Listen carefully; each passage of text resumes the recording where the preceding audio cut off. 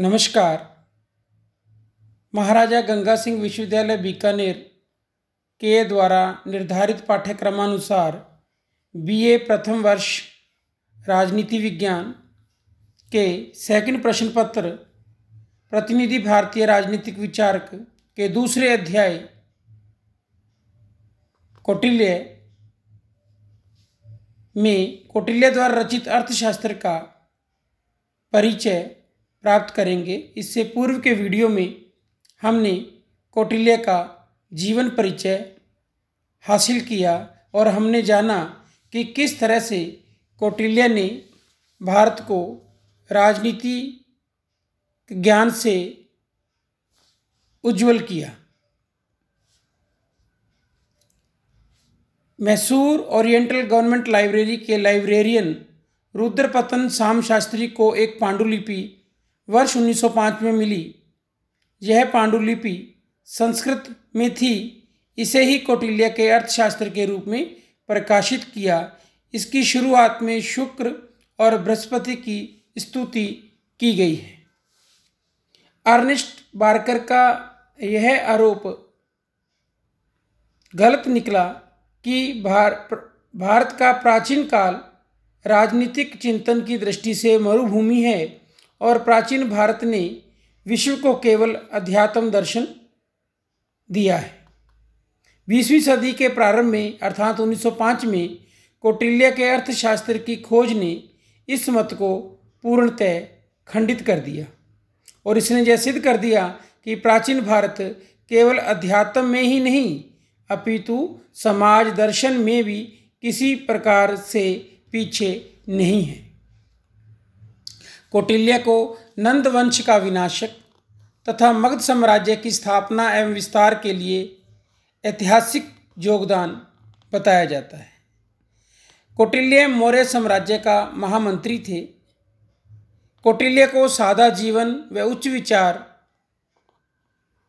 जैसे विचार का प्रतीक माना जाता है। कौटिल्य को संस्कृत के साहित्य के इतिहास में अपनी अतुलनीय एवं अद्भुत कृति के कारण अपने विषय का एकमात्र विद्वान होने का गौरव प्राप्त था। कौटिल्य की विद्वता, निपुणता और दूरदर्शिता का वर्णन भारत के शास्त्रों, काव्यों तथा अन्य ग्रंथों में भी पाया जाता है। कौटिल्य भारत के मैकियावली कहे जाने वाले पहले व्यक्ति थे। कौटिल्य का अर्थशास्त्र राजनीति शास्त्र का एक ऐसा व्यापक एवं स्पष्ट ग्रंथ है जिसमें केवल राजनीतिक चिंतन ही नहीं अपितु कूटनीति की विधियों, राज्य की नीतियों, कानून एवं प्रशासन, अर्थव्यवस्था के संगठन आदि का भी ज्ञान प्राप्त होता है। उनके द्वारा रचित अर्थशास्त्र राजनीति, अर्थनीति, कृषि, समाज नीति आदि का महान ग्रंथ है। कौटिल्य ने शासन कला के रूप में अर्थशास्त्र की रचना वैज्ञानिक ढंग से की है। डॉक्टर अल्तेकर के अनुसार राजनीति शास्त्र के वाङ्मय में अर्थशास्त्र का वही स्थान है जो व्याकरण शास्त्र के वाङ्मय में पाणिनि अष्टाध्यायी का है। पाणिनि की भांति ही कौटिल्य ने समस्त पूर्ववर्ती विचारकों को पर्दे के पीछे कर दिया। उनके ग्रंथ धीरे धीरे उपेक्षित व विलुप्त होते गए। कौटिल्य ने अर्थशास्त्र के प्रारंभ में ही 4 विधाओं का उल्लेख किया है। प्रथम आणविक्षिकी जिसमें दर्शन और तर्क है। दूसरी त्रयी जिसमें धर्म, अधर्म और वेदों का ज्ञान है। तीसरी वार्ता जिसमें कृषि, व्यापार इत्यादि का ज्ञान है। चौथी दंड नीति, शासन कला या राजनीतिक शास्त्र। अर्थशास्त्र का प्रतिपाद्य विषय मुख्य रूप से दंड नीति ही है। आणविक्षिकी, त्रयी, वार्ता और दंड नीति ये 4 विधाएं हैं क्योंकि विधा वह है जो धर्म व अर्थ का परिज्ञान और सिद्धि हो।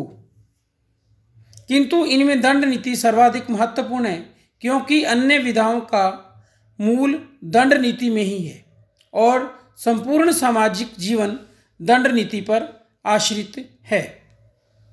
अर्थशास्त्र के वर्तमान अर्थ से कौटिल्य का अभिप्राय नहीं है।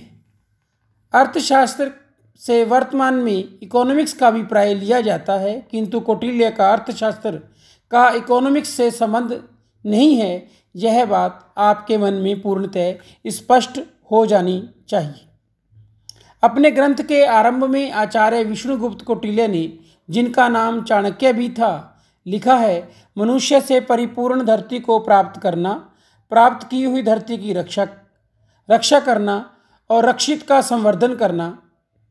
प्राचीन आचार्यों ने जिन अर्थशास्त्र की रचना की थी, प्राय उन सब का संग्रह करके मैं इस शास्त्र की रचना कर रहा हूँ। यह विस्तृत ज्ञान देने वाला है और इसमें अर्थशास्त्र का ज्ञान इस प्रकार वर्णित है कि आसानी से समझ में आ जाता है।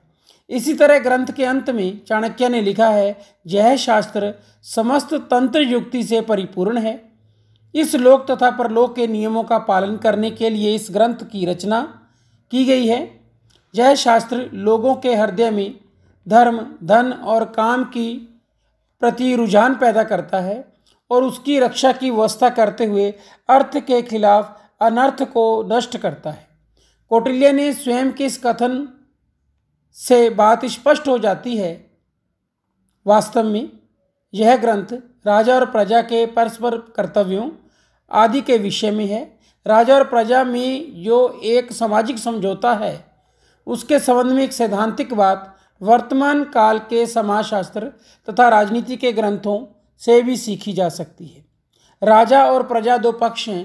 प्राचीन काल में उस सामाजिक समझौते के आधार पर राजा धर्म के अनुसार प्रजा के निजी अधिकारों की रक्षा करने के वचन से बंध गया, तो प्रजा भी लोक रक्षा का भार स्वीकार करने के बदले राजा को समाज की स्थिति रक्षक समझकर उसे अन्न का 6 भाग आदि कर के रूप में और अपराधी के दोषानुसार विहित अर्थदंड आदि देने को तैयार हो गई।